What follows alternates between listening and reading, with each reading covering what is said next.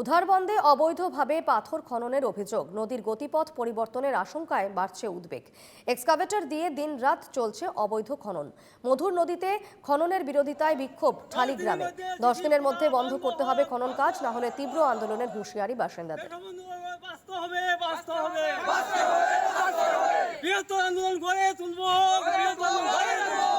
মুখ্যমন্ত্রী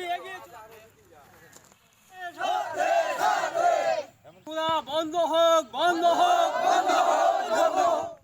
এই যে নদী আপনারা দেখতে পাচ্ছেন, সেই নদীটার নাম মধুরা নদী এবং এই মধুরা নদী গোটা উদারবন্দ সমষ্টির শিল্প সংস্কৃতি আর্থসামাজিক যে বিষয়গুলো রয়েছে তার একটা অত্যন্ত গুরুত্বপূর্ণ ভূমিকা রাখে। কিন্তু আমরা দেখতে পাচ্ছি কতিপয় দুষ্কৃতির জন্য এই মধুরা নদী আজ একটা বিপর্যয়ের মুখে, তার গতিপথ বদলানোর প্রায় মুখে। এই যে এখানে ক্রেশার সহ পাথর খননের কাজ চলছে, পাথর এই জায়গাটা ভরাট জায়গাকে খনন করে, প্রায় কয়েক কিলোমিটার জায়গাকে খনন করে বেশ কয়েকজন এলাকার দুষ্কৃতী বলবো আমি, তাদের বন মাফিয়া বলবো, তারা এখানে খনন করে অবৈধভাবে এখানে মাটিটাকে তুলছেন। এবং এই পাথর এবং মাটি তোলার পর এখানে আমরা দেখতে পাচ্ছি নদী তার গতিপথ পরিবর্তন করতে প্রায় আগামী যে মরশুম রয়েছে, বর্ষার মরশুম, সেই মরশুমেও কিন্তু নদী তার অবশ্যম্ভাবী গতিপথ বদলানোর কারণ নদী যদি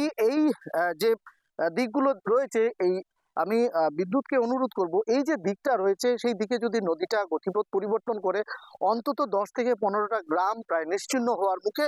এবং এই নিয়ে আজকে এই এলাকায় মধুরা কুয়ারিতে স্থানীয় জনগণ জমায়েত হয়েছেন। আমরা তাদের থেকে তাদের বক্তব্য জানবো। এই খনন কার্যটা কবে থেকে শুরু হয়েছে দাদা? এটা প্রায় দেড় মাস হয়ে গেছে।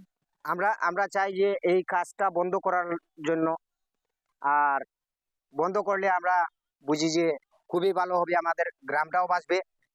এই যে খনন কার্য যেটা চলছে সেটা যদি নদীর গতিপথ যদি এদিকে বদলায়, তাহলে কোন কোন গ্রাম এফেক্ট হবে?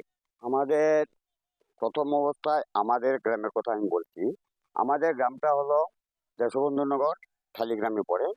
ওই গ্রামটা আগে যাবে।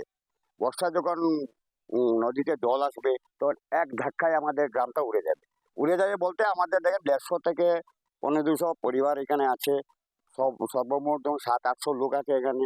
ওদের কি অবস্থা হবে আপনারা একটু নিজেরা এসে দেখে। আর কোন কোন গ্রামের ক্ষতি হবে? এখানে কাশপুর রাজবাড়ি রয়েছে। হ্যাঁ, আমি বলছি এখানে দেখুন পাশি বস্তি আছে, আমাদের খাসপুর রাজবাড়ি আছে, তারপর এদিকে পাশে আছে পাল বস্তি।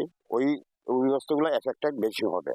এই অবস্থায় একটা কথা বলতে পারি যে অবৈধভাবেই বলা চলে, একটা নদীর বুকে প্রায় 3 থেকে 4টা যে এখানে ক্রাশার মিল রয়েছে, এখানে অন্যান্য ধরনের পাথর ঝালাইয়ের, পাথর বাছাইয়েরও বিভিন্ন রকমের তারা সিস্টেম করে রেখেছে। পাশাপাশি যে গাড়িগুলো চলছে, পাথর বহনের যে গাড়িগুলো চলছে, প্রায় 80% গাড়িরই কোনো ধরনের নাম্বার নেই, যেখানে প্রত্যেকটা গাড়িতে নাম্বার থাকার কথা। সেই অবস্থায় এই গাড়িগুলোতে নাম্বার না থাকায় এখানে বলবো আমি সরকারি রাজস্ব যেভাবে ফাঁকি দেওয়া হচ্ছে, পাশাপাশি সম্পূর্ণ আইনকে অবৈধভাবে এরা উল্লঙ্ঘন করে চলছে। এই অবস্থায় গ্রামবাসীদের বক্তব্য একটাই, আগামী 10 দিনের ভেতর যদি এই অবৈধ কাজ যদি বন্ধ না হয় তাহলে তারা মোটেই রেহাই দেবেন না। এই এলাকা জুড়ে একটা বৃহত্তর গণ আন্দোলন গড়ে তুলবেন। শিলচর থেকে আমি পাপ্লু দাস, এনকেটিভি বাংলা।